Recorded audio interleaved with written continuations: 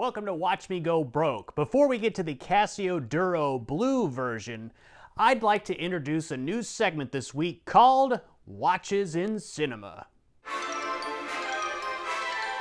Our first film in this installment is a little-known sequel to The Shining called Stephen King's The Sharding.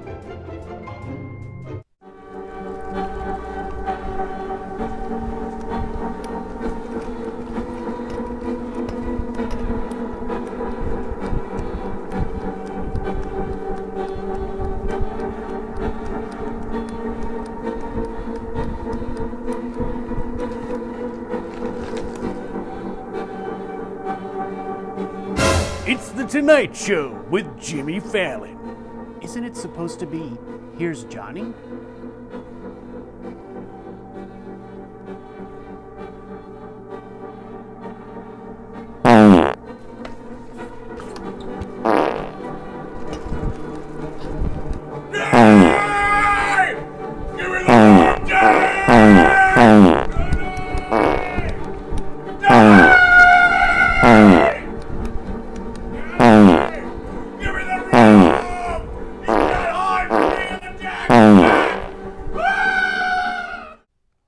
Oh, whoa. Oh boy, absolutely terrifying, terrifying. Can any of you eagle-eyed viewers name the watch that little Danny was wearing? That's right, it's a Timex Q. A Timex Q. Now on to the review of the Casio Duro MDV 106B, the blue version. All right, everybody, I hope to bring you more classic cinema watches in the future. On my wrist today is going to be the SKX 011 that I modded. I took the old bezel and replaced it with one that had orange numbers instead of gold. I felt like it matched the dial a little bit better. Obviously, I need to change the hands out at some point, but this is the... kind of the underrated, forgot about SKX. Doesn't really seem like there's a lot of folks that have them or even reviews of them, but it is the J version, so pretty cool there. So here is today's watch in question. This is going to be the Casio Duro, the MDV-106B, B for blue, that beautiful royal blue color.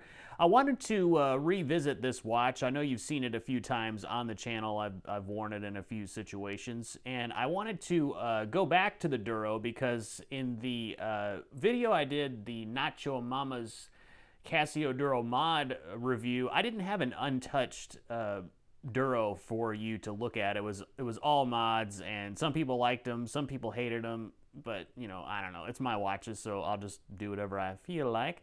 But I wanted to come back to this because I really feel like I didn't do a thorough review of the Casio Duro. And I also wanted to clarify a few mod techniques that I did use in the other videos. Not really used, it's more about the bracelet fitting. And this Duro I have today is going to be on a Bell Hamel rubber strap for the SKX 007.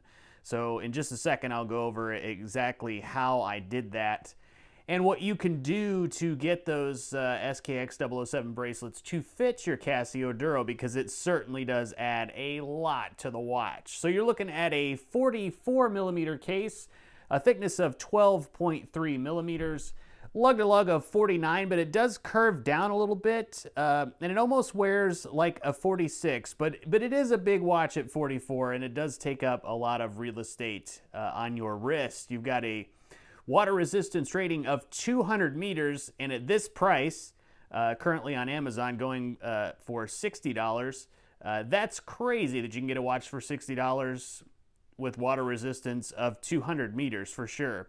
You've got 120 click unidirectional bezel. That is hard to do with white gloves for sure, but really solid. Just a little bit of bounce back so it can hit the markers dead on, but really, really good bezel. The color of the bezel insert is a beautiful royal blue. It is aluminum with a luminous pip at the top. The indices on this watch are pressed into the dial, which is interesting. I know someone told me that that is pretty common. I had not seen that, but they're actually pressed into the dial. Just a beautiful blue sunburst dial. The Casio black version is also sunburst, but man, you just look at that blue, just really pops with the royal blue. This is, of course, a quartz Japanese movement, so you're going to get quartz accuracy there. Now, the second hand, does it hit all the indices right on? No, it doesn't, but I think you're going to have to make a few concessions, and I'm talking about a few concessions, like very few concessions for this price. So in the other video I did, I felt like the black version of the Casio Duro, I didn't really like the second hand, so I did replace that with a Seamaster-ish style seconds hand. But I want to clarify, if you're going to mod these type of watches, you need to make sure you get quartz hands. You really can't get automatic hands and use them on the quartz movement. It seems like you would be able to, but quartz hands are actually, in my experience, much lighter than automatic movement hands. So it either won't fit, because they don't fit on automatics, generally don't fit on the quartz movement. So it's either that the hands don't fit the quartz movement, or they're far too heavy. And especially the second hand, occasionally those can be a bit too heavy to actually be able to use on a quartz movement. So you're definitely going to want to get some quartz hands if you can find them out there, should you choose to mod this.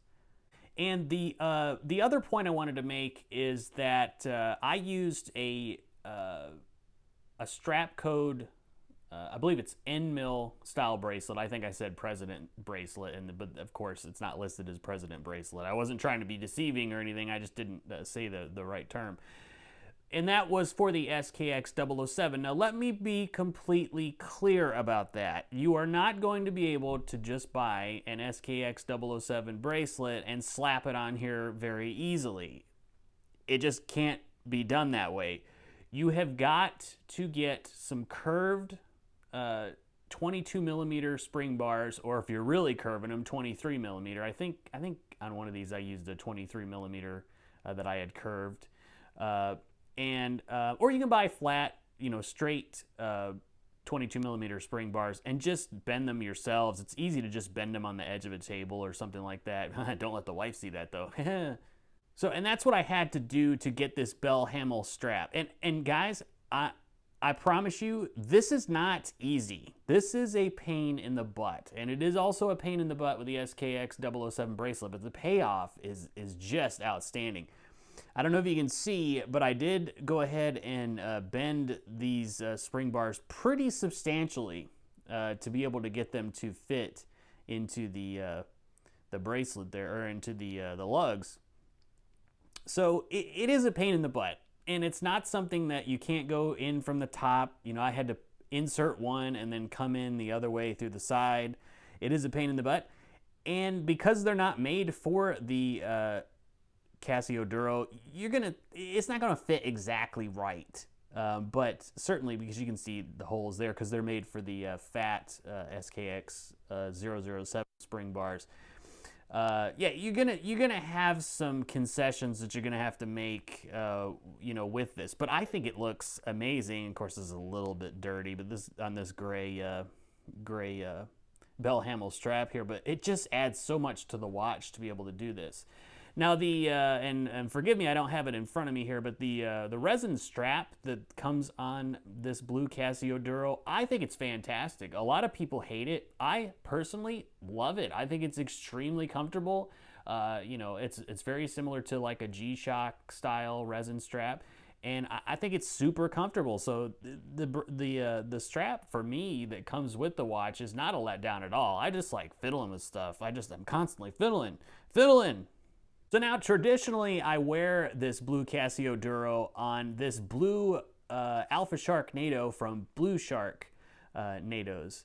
Sharknadoes. Haha, yeah, we've all seen that movie. But I think this is an excellent strap. It's pretty thick. It's substantial. It's not overly flexible. I mean, you're definitely going to have to break these in when you get them. But I think with the color, you know, if I can kind of see there, and I'm going to throw up a photo here, but just the color, just it just pops it just amazingly with this particular watch. So yeah, I am just a huge fan of the Duro, and I think the black version you can still get for around $47 or so from Amazon.com. These are going to be about $60, as I said earlier, from Amazon. I'll try to put a link in the description. And there's also a two-toned version that they've come out with, gold and black two-tone, which I'm not really sure why you would do that unless you have a bracelet that's two-toned. I don't know. I'm not sure what exactly they were going for with that. I will get that one eventually to take a look at. But just you know, just a little quick you know, review of this particular watch.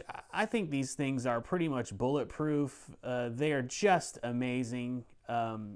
I may get another blue one and mod it with some different hands and stuff, but really, I think, you know, they've gotten rid of that red tip on the seconds hand. I think that was a fantastic choice for this watch. The classiness, this watch looks far, far, far beyond its price. Far beyond its price. If you told me, if you took Casio off the dial and then you told me that this watch was, you know, $200, I'd be like, okay, yeah, I get it. So you're definitely getting an excellent bargain with these. I guarantee you, other than the size, I mean, it is a little big. I guarantee you will not be disappointed if you get one of these. And if you like fiddling, you know, pick up, you know, some straps for the SKX 007. And again, let me stress, you are going to have to bend the spring bars to fit, or get you some other spring bars. You know, I would just buy, whatever strap you're buying, just buy an extra, you know, 4 or so 22 millimeter spring bars, so you can experiment, because it's going to be a pain in the butt, guys. I can't stress that enough. It is a pain in the butt. It is going to take you a good bit of time to get those to fit, but I've been successful in doing that, and I think it just you know, it really just adds so much to a watch that is already fantastic. And there it is on my 7 1/4 inch wrist. Lug to lug, yeah, it's pretty big, but I don't know. I think it wears really, really well. You know, if you're a smaller guy, maybe this isn't the watch for you, but love it on this Bell Hamel strap. I think Bell Hamel really does a great job in the limited selection of straps that they have. I don't really see any reason why the other rubber straps for SKX 007s would not fit if you use the curved spring bars. So guys, I really appreciate you joining me today. Don't forget to like and subscribe and ring the bell so you know whenever my antics are available to watch. So try to do a couple videos a week. I don't know, you know, if you miss them, you miss them. Go back through the archives. I don't know, check them out.